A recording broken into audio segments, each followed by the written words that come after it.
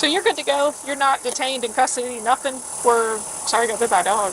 Not only did it bite me, it wouldn't let go. It's biting me!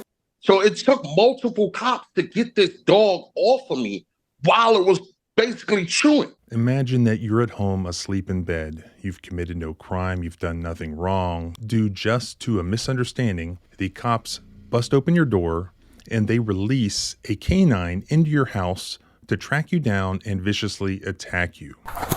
Release canine, speak to me now. Release the dog. Don't find to be bit. Come to me. Come to me. It's biting me. Get on the ground. It's biting me. Then afterwards, they just say, oops, sorry, have a nice day. Can you imagine getting bit by a dog and you shouldn't have? We're sorry, got bit by a dog.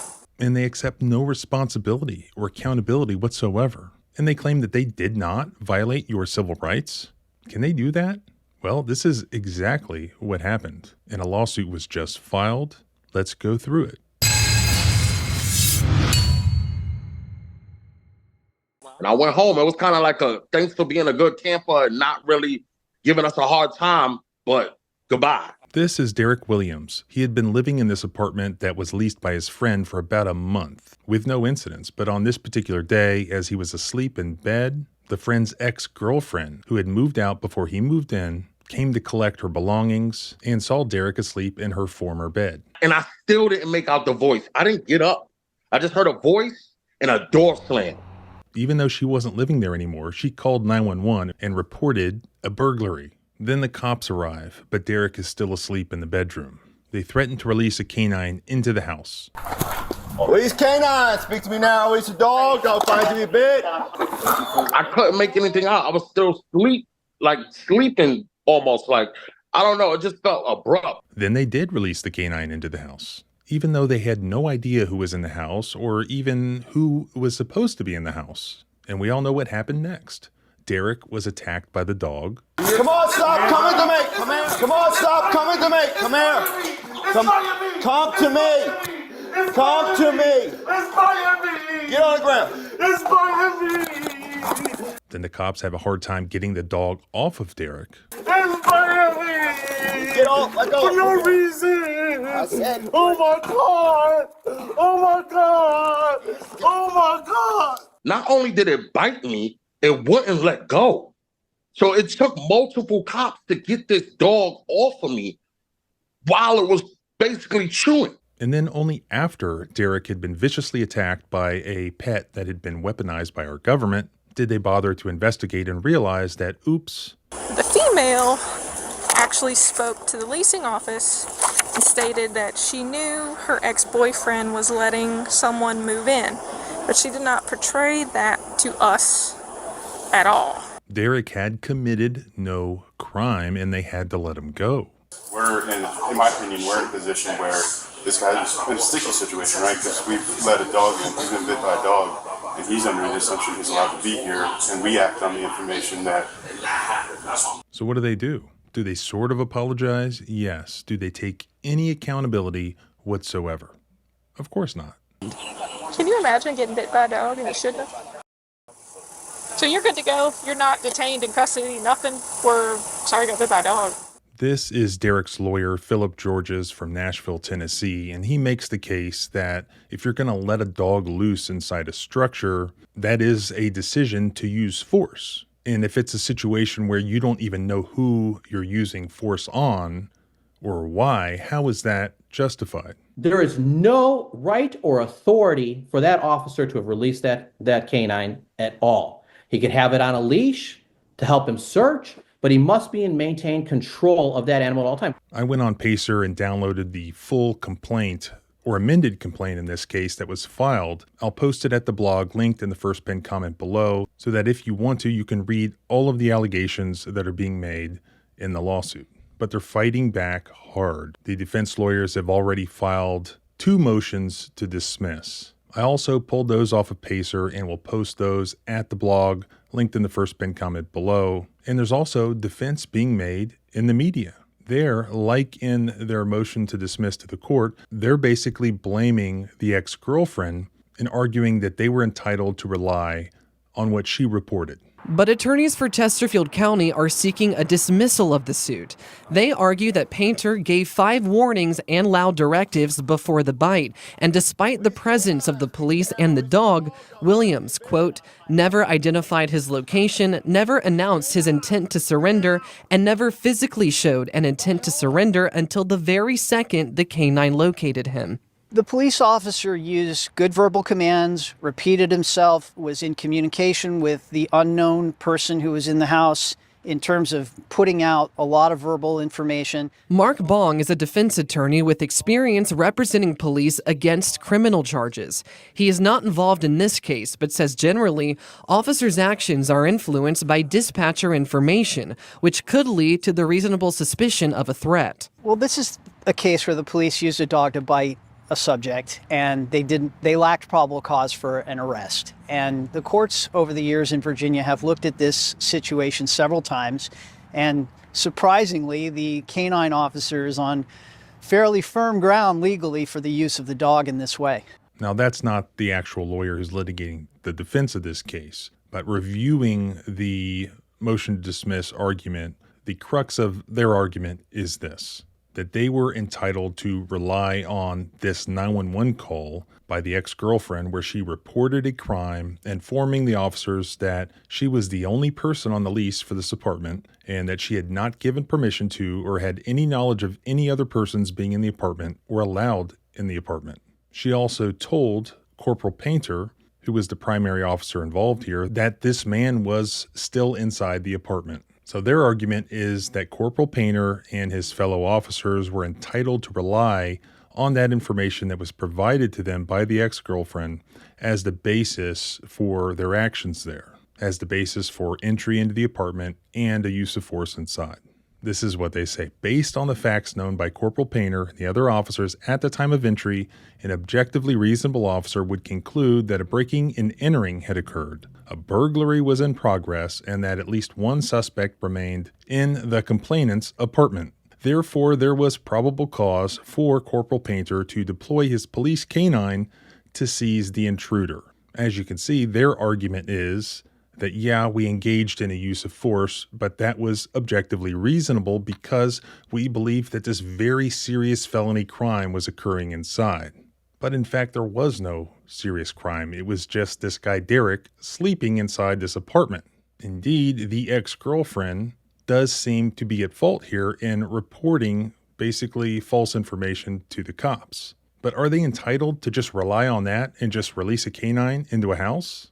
Before we get to my opinion on this, you may remember a case that I had that was extremely similar. A client of mine was severely injured when she refused to come to the door.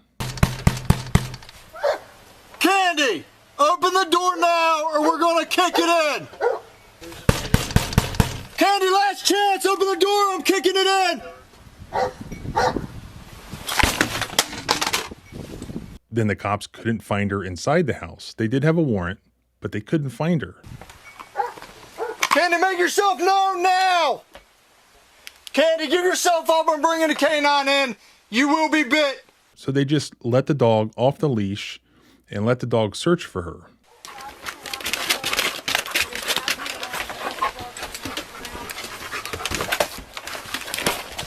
Candy, last chance. Canine is in the trailer. I won't release him. You will be bit. And when the dog found her, the dog chewed on her arm. Well, I filed a lawsuit arguing that that was an unreasonable amount of force that was used in a situation where there was no immediate safety threat to the officers. No serious crime had occurred. That should have been a civil rights violation of excessive force, right?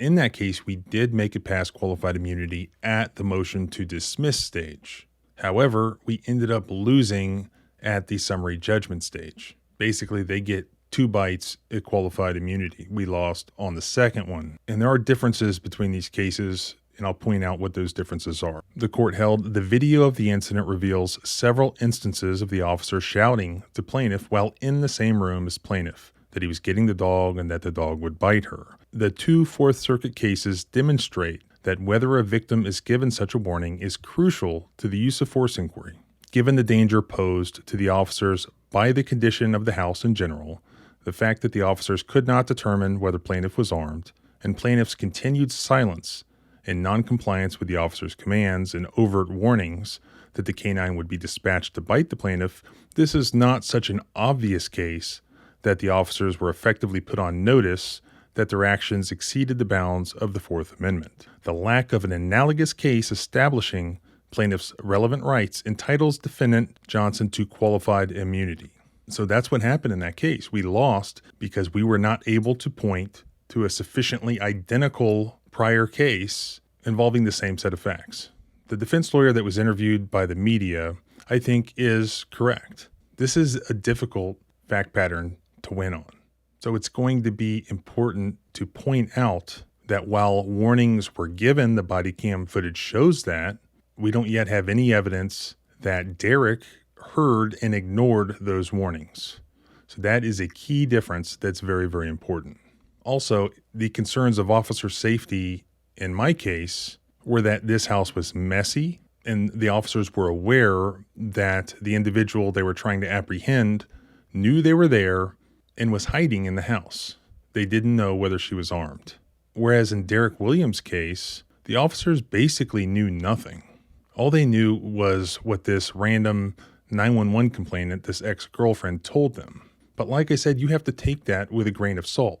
It is not reasonable to just take what some 911 caller says and then just use any amount of force based on that. Especially where here they had time to stage, to wait for other officers to arrive, to conduct some limited amount of their own investigation to corroborate what the 911 caller said. There doesn't appear to be any reason to have rushed into this scenario and just let that dog loose in the house. Don't get me wrong, I want to see Derek win here, and I absolutely think that what happened to him was wrong and a Fourth Amendment violation. Here's the thing. The older procedure for canine handlers basically was make sure you give a warning multiple times before you release the dog, and that's what they'd have in their policy. You can see that guy is doing that here in this case. Release canine, speak to me now, release the dog, don't find to be bit. And he's doing that for the body cam, much like saying stop resisting, or drop the gun. In recent times, many of the police canine policies have been updated to treat releasing a canine inside a structure just like any other violent use of force, where you have to go through the Graham factors regarding the severity of the crime at issue, whether there's an immediate safety threat, and whether or not the suspect is attempting to evade or flee. And that's how those incidents should be evaluated. And that's how this one is being evaluated in the current litigation. But because litigation used to focus on whether or not a warning was given, there's just not a lot of great case law out there to get past this qualified immunity hurdle. There is absolutely no doubt that things could have and should have gone down differently. There was no need to choose violence first. There was no need to just release that dog inside the house. What was the rush? They were told that the guy was sleeping in the house. Maybe he was sleeping in the house. Sometimes you have to investigate some. Unless you have reason to believe that there is an emergency occurring, somebody sleeping inside a house they're not supposed to be sleeping in is not the same thing as an armed robbery or an armed kidnapping or hostages being held. You have to be able to use common sense and differentiate those different scenarios. Here, yeah, it could be a felony level burglary technically under state law. It also might not be. You have to be very careful before you use all the power of state government to inflict violence on somebody.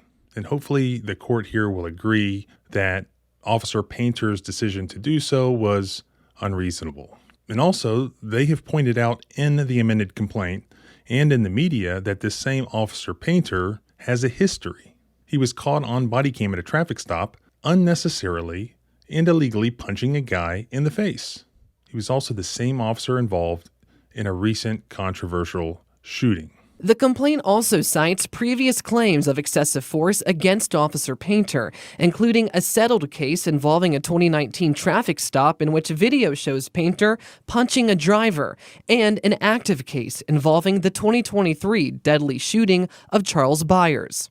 Records we obtained show that Painter's unleashed canine also bit a woman along a nature trail in 2022, and the county paid $100,000 to the victim's lawyers. Is it a coincidence that it's the same officer with this department who not once, not twice, but 3 times now has gotten himself into the news, into federal lawsuits by his violent and poor decisions? I don't think so. So if you want to follow this litigation, I hope to do so as well. You can subscribe both here and at the blog at thecivilrightslawyer.com. Remember, our rights don't end where your fear begins. Freedom is scary. Deal with it.